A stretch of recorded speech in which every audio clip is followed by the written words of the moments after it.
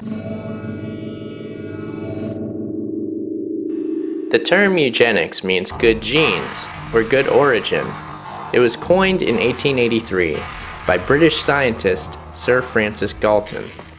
He defined eugenics as a moral philosophy to improve humanity by encouraging the best and brightest to breed.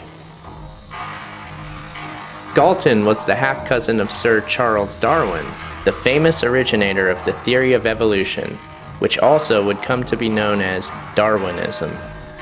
The three main tenets of Darwinism are the evolutionary transformation from one species into others, natural selection is the cause of divergence in species, the drive behind evolution is the sexual reproductive instinct, and that life is a constant struggle for survival. Galton actually used the theory of evolution to substantiate his new science of eugenics. In his book, Studies on Hereditary Genius, he attempted to prove that the aristocratic families of the British Empire were in fact a superior race. The fact that in the struggle for life, they had made it to the very top of society proved that they were the best that humanity had to offer. It is important to note that Darwin's famous Origin of Species is actually subtitled Preservation of Favored Races in the Struggle for Life.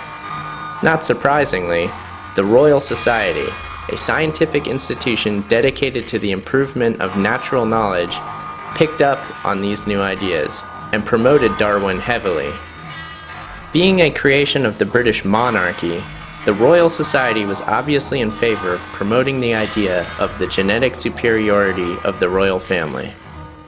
Science itself was being positioned to replace the old religious appeal of the divine right of kings to rule over the inferior masses. Darwin himself stated, "Elite status is prima facie evidence of evolutionary superiority." Through scientism, science as religion, Darwinism could in fact bring about social change. Social Darwinism would manifest itself as eugenics. To eugenicists, the masses were cattle, with Galton calling eugenics the science of improving the stock. The rise of scientism spawned the widespread proliferation of eugenics, as it reached American shores at the turn of the century. The Eugenics Record Office in Cold Springs Harbor, New York, went to work, amassing hundreds of thousands of family pedigrees for genetic research.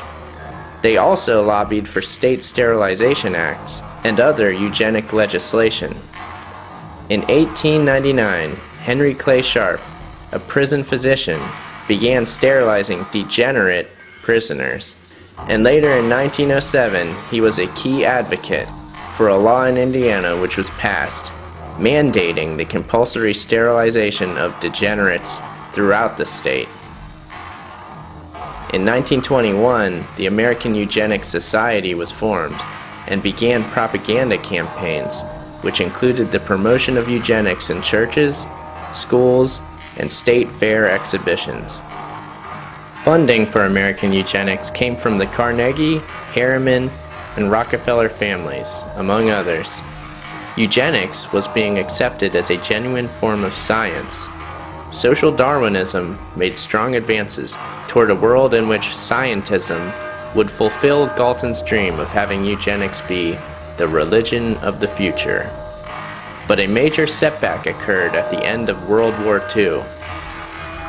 It was discovered that American eugenics had been a major influence on Hitler's final solution.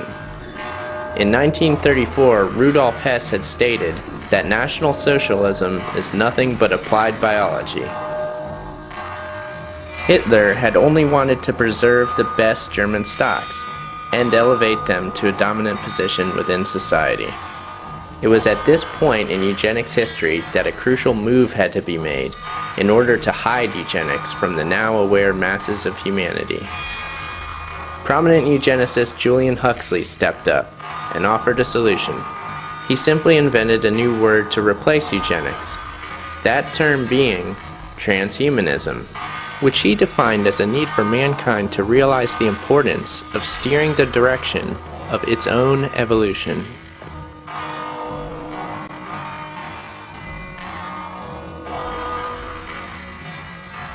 Yes, eugenics was one of the original aspects of transhumanism, and it is no surprise, as Julian was the grandson of Thomas Henry Huxley, who had been a president of the Royal Society, and one of the most well-known advocates of Darwinism in its early days. Julian, being properly raised, was educated at Oxford, his specialty being evolutionary biology. He went on to many high-level positions, which included the titles of Vice President and President of the British Eugenics Society, which of course had the task of removing undesirable variants from the human gene pool. Julian Huxley has said the following of eugenics: "The lowest strata are reproducing too fast. Therefore, they must not have too easy access to relief or hospital treatment, lest the removal of the last check on natural selection should make it too easy for children to be produced or to survive. Long unemployment should be a ground for sterilization." Transhumanism was born out of humanism, which is yet another form of scientism, characterized by its faith in the power of human beings to create their own future. Yet another clever rationalization for eugenics as the creative force behind man-made evolution. No one doubts the wisdom of managing the germplasm of agricultural stocks, so why not apply the same concept to human stocks? Among Huxley's many distinguished positions, one which stands out was that of being the first ever Director General of UNESCO, the United Nations Educational, Scientific, and Cultural Organization. The job of the organization being to bring culture to the Third World. Culture being the worldwide spread of eugenic philosophy. It will be important for UNESCO to see that the eugenic problem is examined with the greatest care, and that the public mind is informed of the issues at stake, so that much that now is unthinkable may at least become thinkable.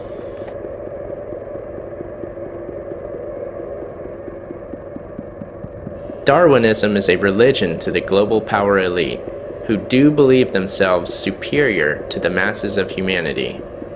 Humanism and transhumanism were clever disguises, created specifically so that global eugenics operations could be carried out without being noticed. Insiders referred to their continued work as crypto-eugenics, as they were carried out covertly. Prominent among this crowd was the grandson of Charles Darwin, Charles Galton Darwin, a distinguished Fellow of the Royal Society and President of the British Eugenics Society. In 1952, his book The Next Million Years was published. In it, he describes 5 great revolutions throughout human history, the 5th of which had not yet happened, but when it did, it would kickstart the next million years of human evolution. This 5th revolution would involve using science to alter human nature itself, possibly creating a race of supermen. This, of course, is the familiar transhumanist ideal of the posthuman.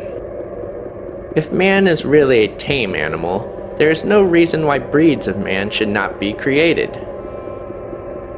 Although Galton Darwin was skeptical of this point, because he believed that man is untamable. He goes on to illustrate this point with a hypothetical story of an island in which a visionary director gathers a variety of highly skilled people and institutes a social Darwinistic breeding program. Members of the island breed with each other based on their unique talents, intelligence, or beauty. For instance, 2 athletic people would give birth to a new generation of superior athletes. The population would become tame, but the island's director would not.